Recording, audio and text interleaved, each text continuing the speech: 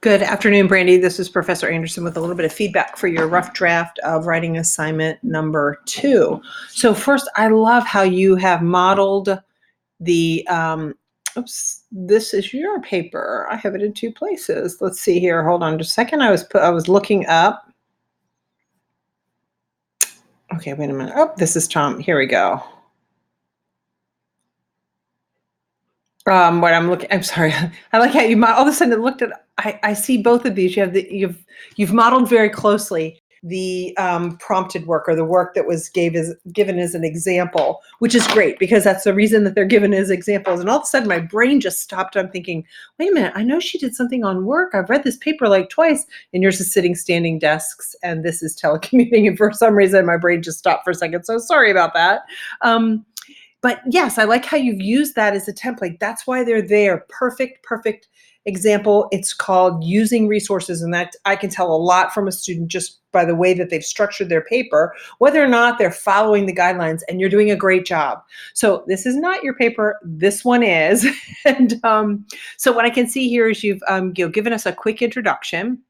And then you've also added this introduction to what are sit-stand desks and like perhaps why we might need them. So what I'm going to share with you is that this section is going to be very helpful for both your memo and your final paper because you need to describe the problem.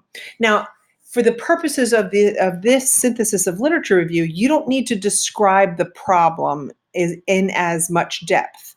This is just what you're looking at is you're compiling the secondary research from those secondary sources. So you're compiling the information about sit and stand desks, not the problems that occur because people sit too long. I hope that I'm clear, making that distinction very clear. So this first section of the introduction might not be necessary for this first paper. If you choose to keep it in, or meaning writing assignment number 2, if you choose to keep it in your synthesis of literature review, several things that I would caution you. First of all, you have too many ideas in this one paragraph.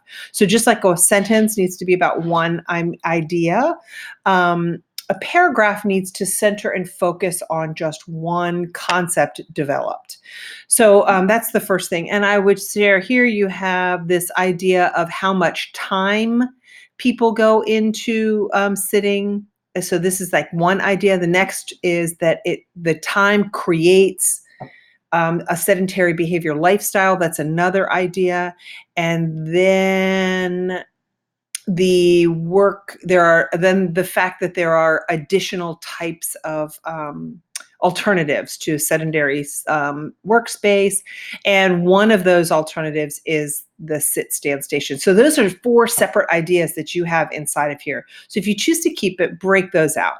The next thing, break those out into separate sub-paragraphs. And what I'm sharing with you is hint, hint, hint, ding, ding, ding. You're going to need this for your final research-based report. This is excellent information. A couple of other things that I want to share with you about.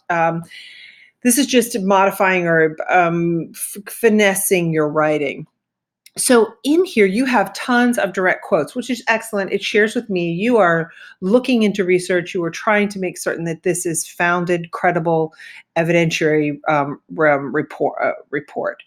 But what you've done is you have assimilated that information in exactly the same way throughout. One thing that the synthesis of literature review works to do or looks to do, and one thing that good writing looks to do is to vary the approach. So here you have direct quotes for every piece of information. Perhaps a way that you could modify that is if you take a look at the inside the what is that called? The announcements today, or yesterday, I believe it was, I set this very quick example of the 3, largest types of APA type of in-text citation. One, a paraphrase, next, a direct quote starting with the author's name, and then next, a direct quote starting with the author's name and including the date. So these are just ways that you have the exact same information, but you've A, paraphrased it, B, direct quoted. What I recommend that you do in combing through and finessing this work is to vary the way that you're including the resources. So for example, perhaps you could say Grunzeit, Chow, Vanderplug, and Bauman point to the fact that workers spend over a third of their time at, or a third of their waking hours at work in standing positions. And then at the end, you could put in parentheses 2013. So instead of constant direct quotes, you're varying that approach. Because when you have just direct quote after direct quote after direct quote, it's kind of like a cut and paste. And the purpose of writing your own writing is to be supportive of, I've used resources, I've created my own resources, and this is the body of information that I've put together. So that is what I would recommend to you, because as I go through, I see the same thing in each of these subcategories, which I love how broad you've made these subcategories, and you've certainly done exactly what the rubric looks for you to do. So first of all, you have at least 4 articles. Check. You have an introduction. You synthesize into themes rather than just reviewing each article. You demonstrate how each article relates to the theme. So inside, what I'm looking here is inside of the health issues, I see where Chambers, McKinsey, I see all of the resources that you have cited. I see them integrated into that theme of the health issues. So you've done that. You've reviewed how, sorry, you use signal phrases. Now, this is the area where I would have to say, like, whoa, we're not quite there yet. This is where you really need to improve. You need to vary the way that you're integrating the information.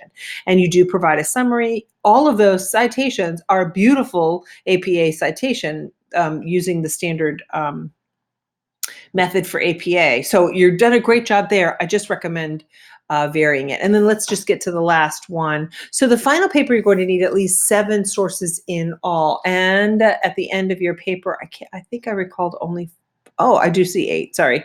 So yes, you're good. You got it all. You got it all going. What I would recommend to do, for you to do for your final report is what I shared, those 2 main things. Inside of each paragraph, you have too many concepts developed. Break those paragraphs down into individual concepts. So you're going to have sub-paragraphs within those themes. And then secondly, let me point to here, vary the way that you're introducing those. Don't just direct quote throughout. Use some signal phrases, and vary the way that you cite using APA citation. And this chart that's in the announcements may be of benefit to you. So I look forward to reading your final copy.